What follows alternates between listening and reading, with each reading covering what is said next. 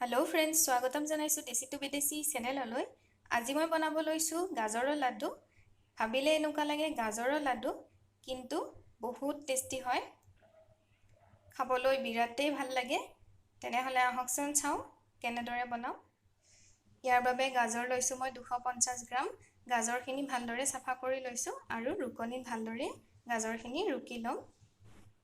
আৰু লৈছো চেনি এবাটি। চেনি 50 গ্ৰামতকৈ অকমান বেছি হ'ব। লগতে লৈছো পিওৰ ঘি। ঘি 2 চামুচ লৈ লৈছো আৰু লৈছো 6-7টা মান কাজু। প্ৰথমতে মই গাজৰখিনি মিহিকৈ ৰুকি ললো আৰু লাডুৰ বাবে গাজৰ ব্যৱহাৰ কৰোতে সদায় অৰেঞ্জ, যেটো আমি সালাডত ব্যৱহাৰ কৰো সেইটোৱে ব্যৱহাৰ কৰিব, কাৰণ এইবিধ গাজৰত পানী কম থাকে, সেইবাবে লাডুটো বনাবলৈ সুবিধা হ'ব আৰু লাডুটো খুব ধুনীয়া হ'ব। ইয়াৰ পিছত মই গেছত সৰু কেৰাহী এটা পাতি দিছো আৰু কেৰাহীটো গৰম হ'বলৈ দিছো। কেৰাহীটো গৰম হৈ গৈছে। এতিয়া মই ইয়াত এচামুচ মান ঘি দি দিছো। অকমান ঘি পিছত দিবলৈ থৈছো, অকমান এতিয়া দি দিছো। ঘিখিনি কেৰাহীটোৰ চাৰিওফালে লগাই দিছো আৰু এতিয়া মই অকমানকে গাজৰখিনি দি দিম।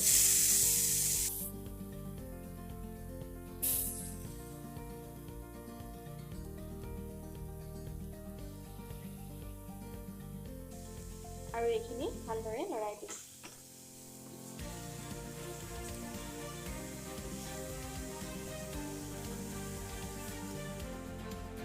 দুই মিনিট সময় গেছটো মিডিয়াম টু লো ফ্লেমত ৰাখি ভজাৰ পিছত চেনিখিনি গলি গৈছে আৰু এতিয়া অকমান সময়ৰ বাবে মই ঢাকনি এখন মাৰি দিছো আৰু ঢাকনিখন দি মই 2-3 মিনিট মান এনেদৰে ৰাখি দিম।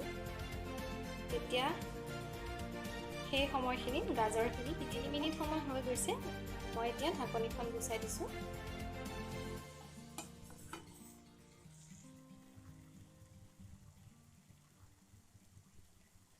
আৰু এইখিনি ভালদৰে লৰাই দিম।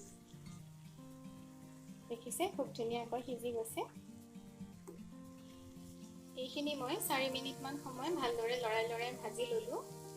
আপুনি যদি ইয়াতে বিচাৰে চেনি অলপ কমকৈও দিব পাৰে, কিন্তু চেনি কমকৈ দিলে আপুনি গাখীৰ ব্যৱহাৰ কৰিব, নহলে এইখিনি ভালদৰে মিক্স নহব। আৰু যদি অকমান এইখিনি ডাঠ যেন পায়, তেনেহলে ভাজি থকাৰ সময়তে অকমান গাখীৰ ব্যৱহাৰ কৰিব। মই গাখীৰ ব্যৱহাৰ কৰা নাই, কাৰণ চেনি অকমান বেছিকৈ দিছো। এইখিনি আৰু এবাৰ লৰাই মই নমাই ৰাখি দিম। এইখিনি মোৰ এতিয়া হৈ গৈছে।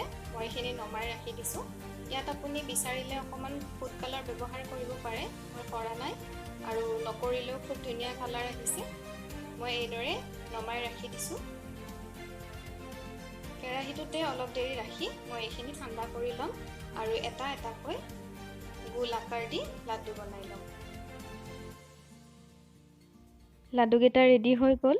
হাতেৰে চুব পৰা গৰম হৈ থাকোতে মই লাড্ডুকেইটা বনাই ললো আৰু কেইটামান কাজুৰে লাড্ডুকেইটা গাৰ্নিশ কৰি দিছো।